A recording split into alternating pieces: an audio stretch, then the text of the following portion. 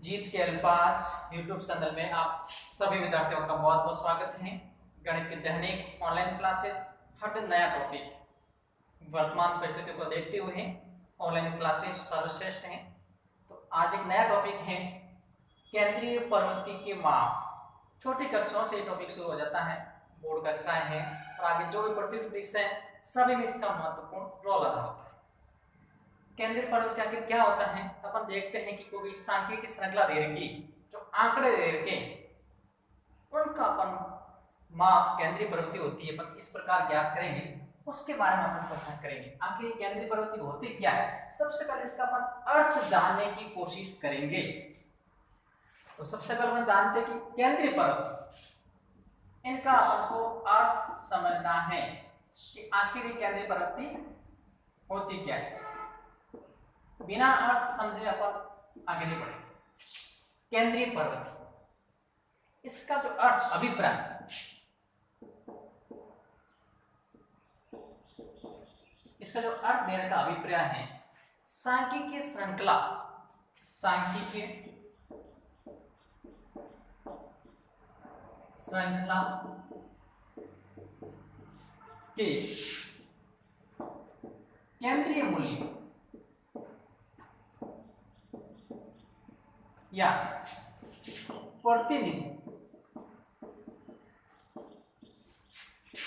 मूल्य से, यानी इसका जो अभिप्राय है, इसका जो अर्थ अपन समझ सकते हैं केंद्रीय प्रवृत्ति क्या होती है।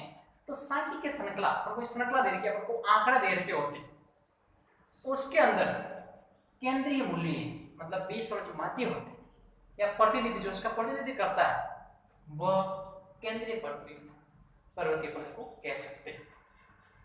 अब इसमें क्या होता है, माध्य और केंद्रीय प्रवृत्ति के जो माप होते हैं, उनके प्रकार क्या होते हैं, उनके बारे में अपन समझते हैं। सबसे पहले देखते हैं केंद्रीय प्रवृत्ति के माप और माध्य के प्रकार, ये समझना जरूरी है। ये तो इसका अर्थ है कि जो सांख्यिकीय श्रृंखला दे रखी है, उसमें केंद्रीय मूल्य या प्रतिनिधि मूल्य से इसका अभिप्राय है केंद्रीय प्रवृत्ति से। अब इसमें दे रखा है केंद्रीय प्रवृत्ति के माप और माध्य के प्रकार, क्योंकि पूरा इसका व्यास दे रखा है। तो अपन देखते हैं यहाँ अपन इस प्रकार अपन समझते हैं कि माध्य क्या होगा। इसमें दो प्रकार से विभाजित करेंगे अपन इसको। केंद्रीय प्रवृत्ति को समझने के लिए माध्य को अपन दो प्रकार से विभाजित करेंगे। एक तो यहाँ हो जाएगा गणितीय माध्य, गणितीय माध्य। दूसरा हो जाएगा इसमें स्थिति संबंधी माध्य, स्थिति संबंधी माध्य। माध्य को अपन दो प्रकार से विभाजित करेंगे, गणितीय माध्य और स्थिति माध्य। इसमें भी क्या होगा, गणितीय माध्य में भी तीन प्रकार से हो जाएगा। गणितीय माध्य में देखते तो तीन प्रकार से। सबसे पहले इसमें आ जाएगा समांतर माध्य, दूसरा इसमें आ जाएगा गुणोत्तर माध्य,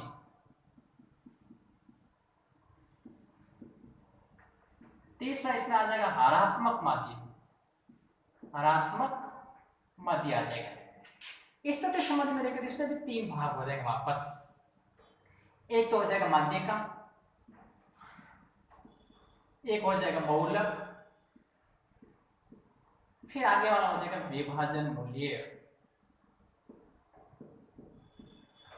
ये अपन को समझना जरूरी है कि आखिर जो होता है केंद्रीय प्रवृत्ति की माप और माध्य के प्रकार। माध्य दो भागों में है मुख्य रूप से, तो हम देखते हैं कि इसके दो भाग हैं माध्य के, परंतु इसमें भी तीन तीन भाग दे रखे।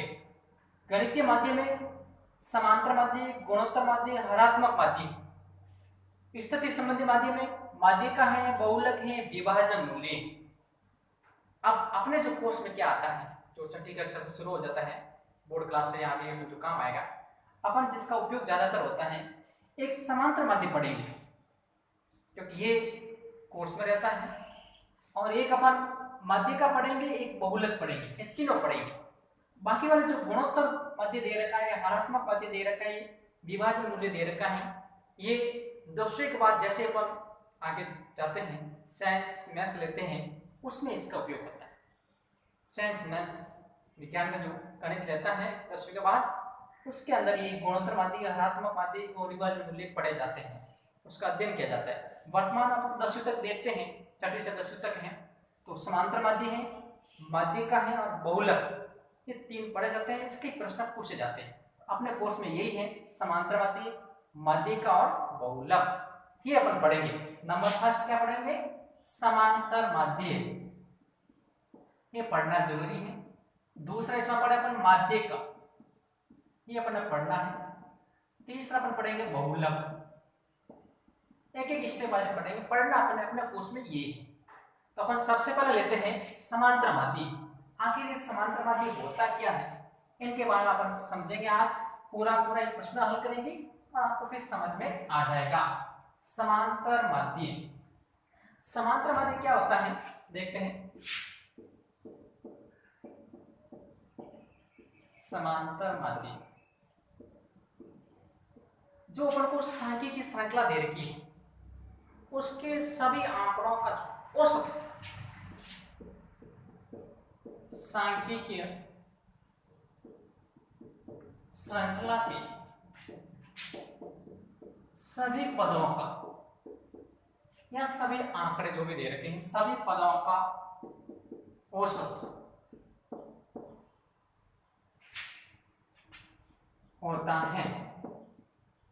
ये जो समांतर माध्य है वो सांख्यिकीय श्रृंखला, वो सांख्यिकीय श्रृंखला दे रखी होगी, आंकड़े दे रखे होंगे, उसके सभी पदों का औसत जो अपने ज्ञान किया ही है औसत होता है, जो केंद्रीय प्रवृत्ति का, केंद्रीय प्रवृत्ति का सबसे सरल मान होता है, सबसे सरल मान होता है।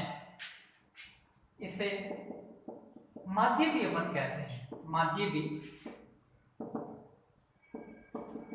कहते हैं।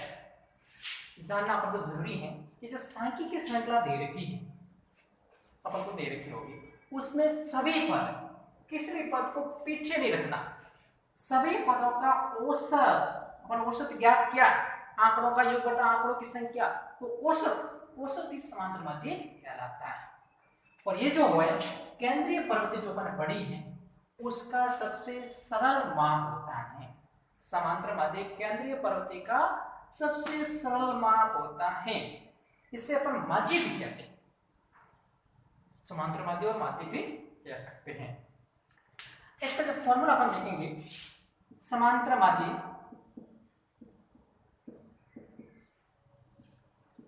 तो इसमें अपन लिखेंगे प्रेक्षणों का योग, प्रेक्षणों का योग बटा आ जाएगा इसमें प्रेक्षणों की संख्या। ये आपको थोड़ा ध्यान रखना है, प्रेक्षणों की संख्या, क्योंकि प्रश्न करेंगे उसमें ये काम आएगा।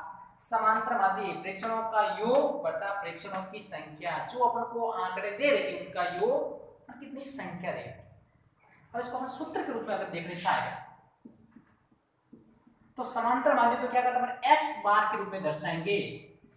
ये एक्स, इस लाइन को बार कहते हैं, एक्स बार से अपन दर्शाते हैं। तो जैसे आंकड़े दे रखे एक्स, x1, 2, x3, ऐसे बहुत सारे आंकड़े दे रखे, xn बहुत सारे, और ये n, यानी बहुत सारे आंकड़े दे रखे जिसका आपको पता नहीं, 1 2 3 ऐसे बहुत सारे, तो अपन 1 2 3 लिख लिया और आगे n कितने में आंकड़े हो सकते हैं, और प्रेक्षणों की संख्या n जो भी अपन को पता नहीं, n अपन इसको क्या करेंगे अपन सब एक साथ लिखेंगे। अगर अपन तो क्या करेंगे, इसको सिग्मा x और i लिखेंगे और ये n आ जाएगा। अब इसमें क्या होता है सिग्मा, ये सिग्मा दे रखा है इसको सिग्मा बोलते हैं। सिग्मा का अर्थ होता है जोड़, सिग्मा सबका जोड़, x आंकड़े दे रखे, i मतलब एक से अधिक आंकड़े, उन सबका जोड़ होता है सिग्मा एक्स आई। वही है हिंदी में लिखो तो प्रेक्षणों का योग सिग्मा एक्स आई मतलब आंकड़ों का योग, n पदों की संख्या, n हो जाएगा इसमें पदों की संख्या। सूत्र अपन देखें अगर तो एक्स बार बराबर सिग्मा एक्स आई बटा एन। सिग्मा मतलब योग जोड़ और एन पदों की संख्या, मतलब वही है फॉर्मूला, वही है प्रेक्षणों का योग बटा प्रेक्षणों की संख्या। ये समांतरवादी का फॉर्मूला जो अपन को आंकड़े दे रखे उसके लिए सरल है। पर एक प्रश्न करते हैं, पूरा आपको समझ में आ जाएगा। एक प्रश्न से आपको पूरा समझ में आ जाएगा। छोटा सा प्रश्न लेते हैं आपको उदाहरण से। जैसे आपको आंकड़े दे रखे हैं 2 4 6 8 10 12 16, इस प्रकार ये अपन को आंकड़े दे रखे हैं। इसका अपन को समांतरवादी क्या करना है, समांतर माध्य।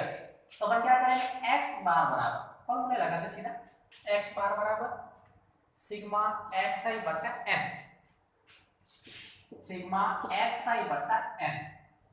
अब देखिए यहाँ एन, एन का मतलब पदों की संख्या। पद कितने आ रहे हैं, 1 2 3 4 5 6 7, ये 7 आ गए। अब इसमें n का मान आ गया 7। सिग्मा एक्स आई मतलब सबका योग, प्रेक्षणों का योग बटा प्रेक्षणों की संख्या। तो प्रेक्षणों का योग, सबका योग करे 2 + 4 + 6 + 8 + 10 + 12 + 16 बटा प्रेक्षणों का योग, जो भी आंकड़े दे रहे उनका योग बटा प्रेक्षणों की संख्या। 7 दे रहे, गिन के लिखना आपको 7 आ जाएगी। अब x बार सबका योग कर लेते हैं, 6 में 4 10, 8 में 2 10, 10 और 10 20। आप जोड़ भी कर सकते हैं, ये 10 और 12 और 16, आप अलग से भी कर सकते हैं, इसको पूरा समझ में आ जाएगा। 2 ने 6 8, 2 3 4 5 58 हो जाएगा। इन सबका अगर अपन योग करेंगे, आप योग अलग से कर सकते हैं, इसमें कोई शंका नहीं है। सबका योग क्या अपने पास आ गया 58। अब 7 का भाग 58 में देंगे तो दशमलव जो मान आएगा वह इसका माध्य हो जाएगा, 58/7।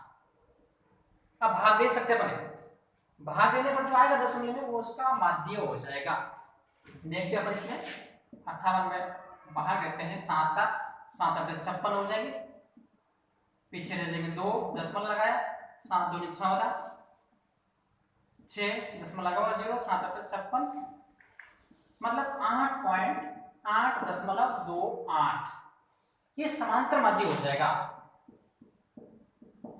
समांतर माध्य मतलब x बार बराबर 8.28। इस प्रकार अपन को आंकड़े जब दे रखे हैं तो अपन समांतरवादी इस प्रकार सरल ज्ञात कर सकते हैं, प्रश्न को सरल कर सकते हैं। फॉर्मूला यही रहेगा, प्रेक्षणों की संख्या, प्रेक्षणों का योग, जो सबका योग करना है, आंकड़े दे रखे उनका योग, और प्रेक्षणों की संख्या उसका भाग देना। पीछे अपन इकाई अगर दे रखी इकाई लिखना है, अन्यथा इस प्रकार आप प्रश्नों को हल कर सकते हैं। ये पहला भाग था समांतरवादी, जिसमें केवल आंकड़े दे रखे हैं। उसका अगला स्टेप, अगला जो वीडियो होगा उसमें पढ़ेंगे। आप पूरा एक बार इनको देखना है, समझना है, और ऐसे प्रश्नों का आप अभ्यास करेंगे तो पूरा समांतरवादी आपको समझ में आ जाएगा। धन्यवाद।